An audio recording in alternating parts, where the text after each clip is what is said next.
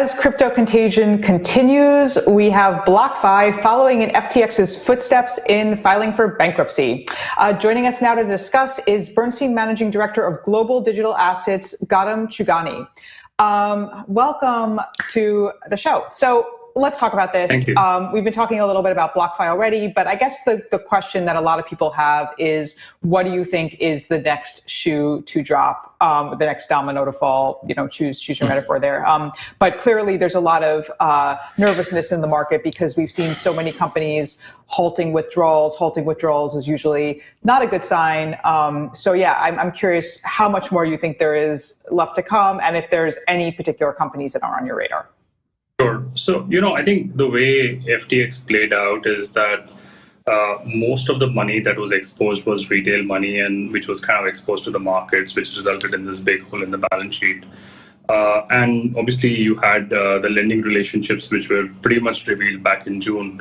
So the unfortunate part is that most of the brunt has been borne by retail. And I know everyone's kind of waiting for more, what's next to drop, but, we've not had the kind of cascade that, many would have expected. I think some of the names that are filing for bankruptcy or, who have sort of, declared some kind of exposure or fallout from that has been sort of pretty much known in the circles. Yes, obviously a lot of funds and a lot of projects had their treasury funds or funds, funds under management, which were, parked on FTX, and they've had to bear that brunt, but it's not been sort of catastrophic to that extent. So overall, I would say that most of the brunt has been borne by retail, which has been the unfortunate part here. Mm-hmm. I think some of the companies people have been talking about are Genesis, Gemini. What is your take on those? Yeah, I think Genesis obviously, has this situation where, they have a lending book, and the lending book has a gap with regard to their depositors. And to that extent, that sort of duration mismatch is causing them to, not honor those, and they have had to kind of stop operations there. But Genesis also has another division, which is the trading and the institutional trading and the OTC business, which seems fine. But as of now, I don't think there is any specific Genesis lending book. Obviously bankruptcy is one option, but at the same time, Genesis is part of TCG Group, which obviously has other sources of revenue, and obviously Grayscale being a big part of it. So to that extent, we'll have to see whether they come out with something which is more of a creditor settlement out of court rather than sort of bankruptcy. So that's more, I think, a wait and watch now. I think, obviously everyone was fearing the worst, but as of now, I think it's on pause, and we'll see what solution, the restructuring experts at Genesis come out with. Yeah, I just want to right. We are clear that everyone knows the disclosure, of course, is that both Genesis and Grayscale are owned by DCG. CoinDesk is also a subsidiary of DCG, and so when you talk about sources of revenue, it's all me. But nonetheless, just kidding. I kind of want to walk through this whole idea of what exactly the relationship between Genesis and Grayscale and the GBTC. And I kind of want to walk through the scenario, somebody borrowing from Genesis to buy.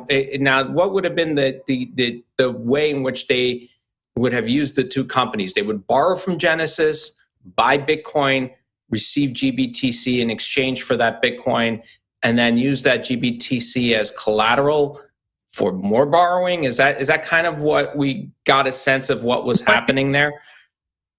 So obviously, like if you do a postmortem of what's happening, at some point, the GBTC premium was a big source of profit for traders, and to the extent everyone was incentivized to buy GBTC, and then obviously in a kind of a reflexive loop, use GBTC as collateral to borrow more Bitcoin and sort of create that asset again and again and keep generating that premium. Obviously, at some point, that trade reversed, which is what we are dealing with as of now, the consequences of that, and we know that GBTC trades at a discount. Then, obviously, the other question is that what's the relationship of Genesis to GBTC, and anything that happens at the Genesis lending subsidiary or the lending unit has no implications on GBTC Trust, which is a separate trust and kind of ring fence from this. So obviously the lenders don't have any claims to the GBTC Trust, and that's not I don't think that's legally tenable.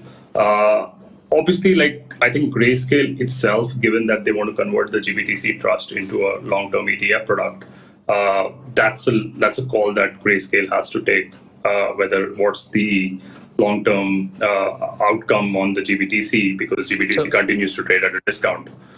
So overall, I would say that a lot of it has happened because of the GBTC inefficiency of GBTC trading in the market, and people kind of using that reflexive feedback loop on that to kind of keep collateralizing that. But as of now, the GBTC lending situation is kind of restricted to Genesis. Genesis lending situation is kind of restricted to Genesis itself. So, I mean, the odds of the GBTC becoming an ETF is diminishing day by day, and chances are it's probably I don't care who hears this, but let's face it, GBTC, the odds of it being an ETF pretty minimal at the moment.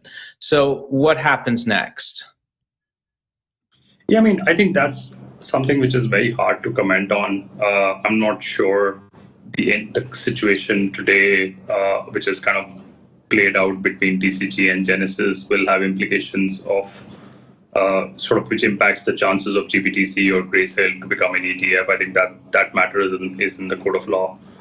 So to that extent, it'll be hard to comment on the long term, whether that happens or not. But yes, I mean, DCG and Genesis being in this situation, I mean, there have been sort of intercompany transactions. I'm not sure if that impacts Grayscale in any way.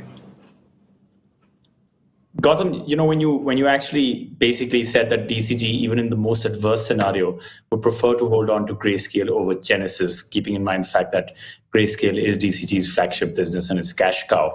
I just want to zoom out a little bit and understand what is it. I mean, that's a big statement to make. Obviously, you did your analysis with Manas Agrawal, who you wrote the co-authored this with.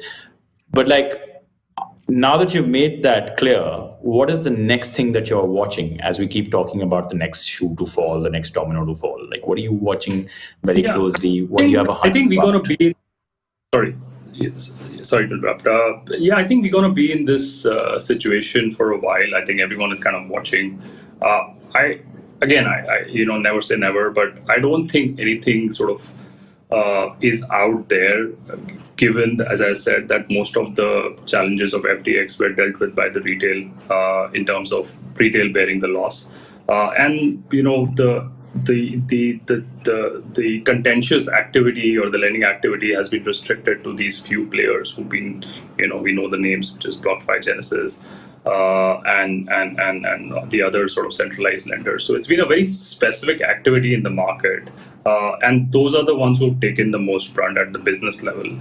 And then obviously, at the FTX level, given that, they were taking customer funds for market exposure, that's a different sort of, that's a different type of misconduct.